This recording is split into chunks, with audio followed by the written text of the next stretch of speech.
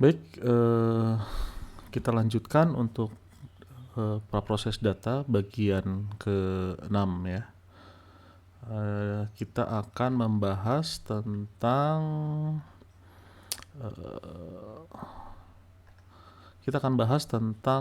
data integration dan data reduction dan data transformation ya. Jadi sebelumnya kita sudah bahas tentang analisis data, lalu tentang pembersihan data.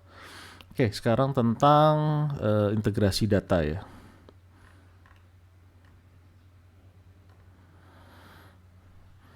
Ya, ini bisa dilihat ya. Jadi organisasi jika ukurannya sudah besar, itu nanti secara natural akan memiliki banyak data gitu ya. Nah, masalahnya karena perkembangannya secara bertahap sistem informasinya, itu seringkali datanya itu terfragmentasi gitu ya. Jadi setiap unit buat sendiri sistem informasi dengan skema yang berbeda, dengan tools yang berbeda, dengan definisi data yang berbeda dan seterusnya. Jadi biasanya semakin lama, semakin besar organisasi itu semakin terfragmentasi. Nah, kalau pertanyaannya kenapa kalau nggak kayak gitu kita buat aja, kita buang semua sistem yang ada lalu kita bikin lagi sistem yang baru yang lebih terintegrasi misalnya. Nah, masalahnya tidak segampang itu. Kalian kalau misalnya tahu sekarang masih ada programmer COBOL ya yang dibuat tahun 60-an itu yang masih laku gitu ya. Jadi programmernya umurnya udah 60 tahun ke atas. Masalahnya karena itu sistem sulit untuk digantikan gitu atau terlalu mahal gitu. Jadi cenderung kalau memang sistemnya udah jalan ya biarkan saja gitu, di maintenance saja, kita tidak perlu buat yang baru karena buat yang baru itu bahkan karena sering gagal kayak itu. Jadi menjadi latar belakang kenapa data di dalam suatu organisasi itu sering berpencar-pencar ya, sering tidak integratif.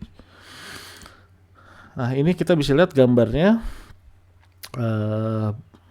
sumber data di dalam satu organisasi bisa dari teks, database, dari file Excel, dari API, dari macam-macam lah ya. Jadi itu harus semua diintegrasikan. Oke, yang jadi masalah kalau data tidak diintegrasikan apa? Jadi masalah utamanya ya datanya nanti bisa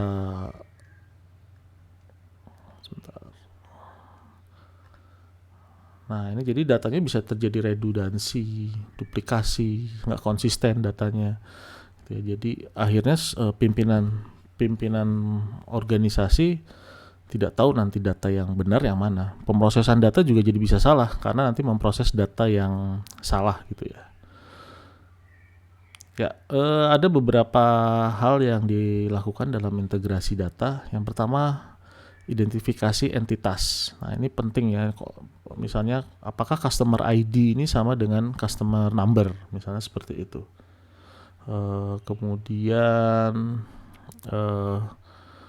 Kemudian kita harus menangani masalah duplikasi, redundansi.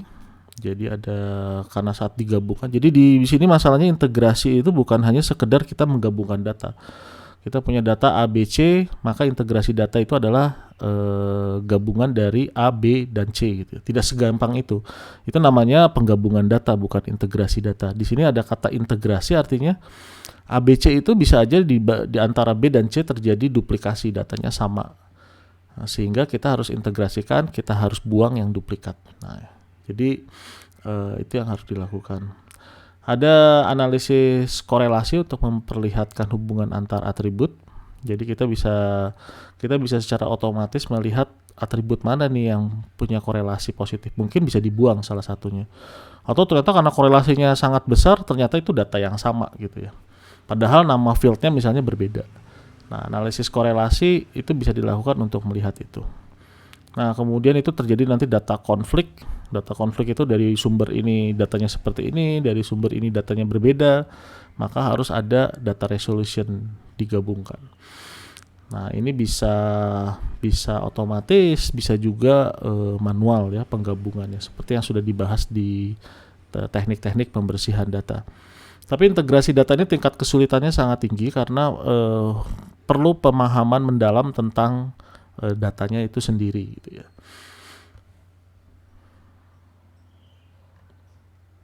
Oke, bagian berikutnya kita akan membahas tentang reduksi data ya.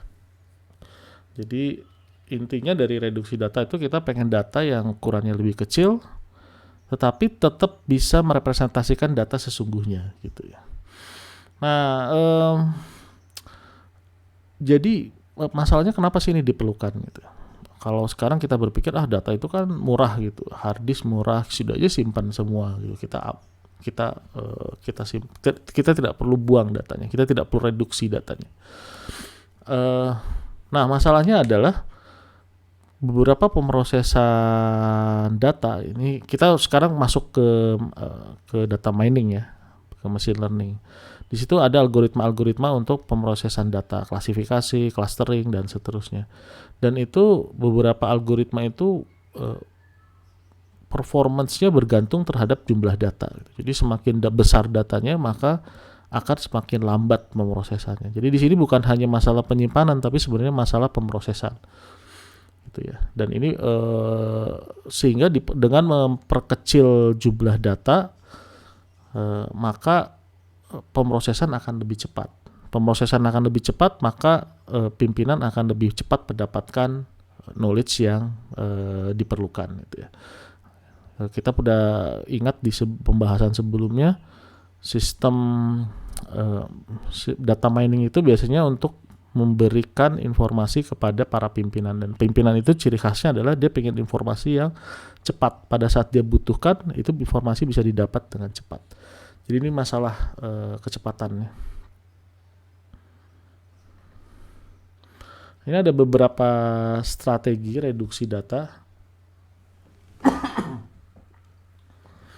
yang pertama ini misalnya ada contoh pengurangan dimensi ya. Tadinya A1, A2 sampai A126, jadi berkurang cuma sampai 115. Jadi ada atribut yang dibuang. Itu artinya dimensinya berubah. Dimensinya berkurang ya. Atributnya berkurang. Ada juga yang berkurang recordnya.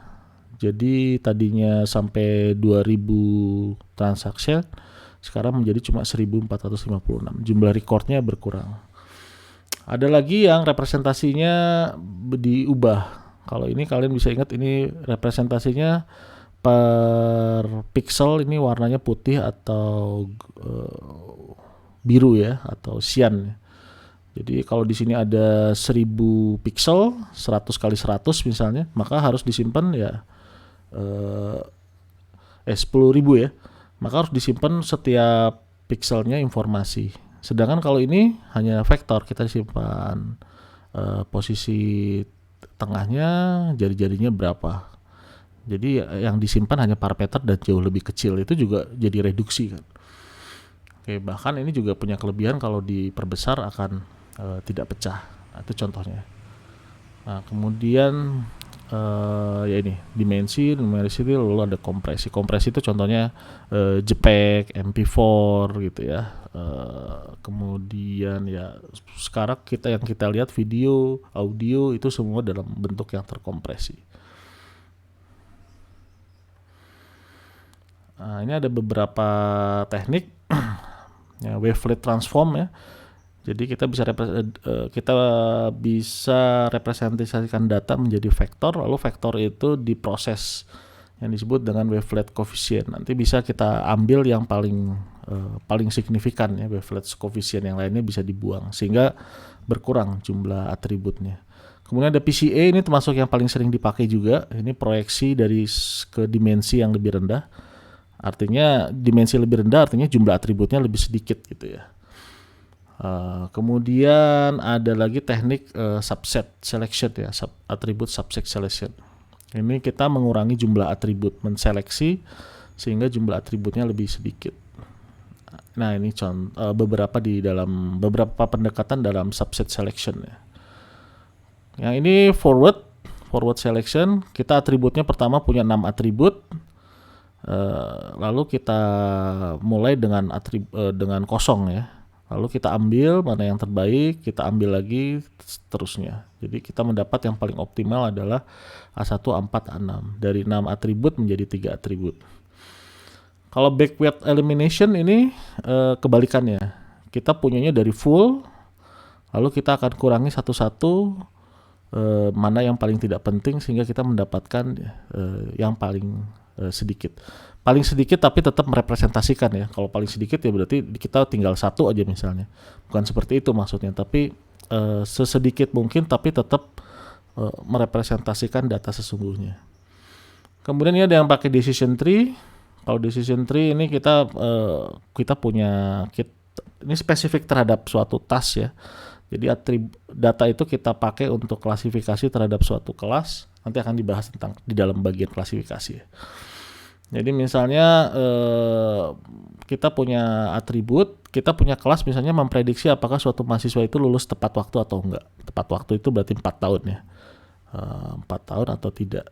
Nah, kita masukkan ke dalam algoritma decision tree, nanti hasilnya seperti ini bentuknya, pohon. Nanti akan keluar misalnya apakah IPK semester 1 misalnya A4 ini adalah IPK ya, IPK semester 1. Apakah IPK semester 1-nya lebih besar daripada 3,5? Kalau jawab ya, apakah misalnya di sini pengecekan apakah nilai apakah dia adalah misalnya anak tunggal misalnya. Nah, kemudian kalau jawabnya ya, maka dia akan lulus tepat waktu misalnya seperti itu. Jadi atribut makin ke atas makin penting. Jadi di sini atribut ini lebih penting daripada atribut ini. Nah, jadi setelah kita bikin decision tree-nya, ternyata untuk menentukan mahasiswa itu lulus tepat waktu, kita cukup atribut 1, 4, dan 6. Atribut yang lain tidak diperlukan. Maka kita hanya gunakan 3 atribut ini, yang lainnya dibuang. Oke, kita lanjutkan tentang data reduction di video berikutnya ya.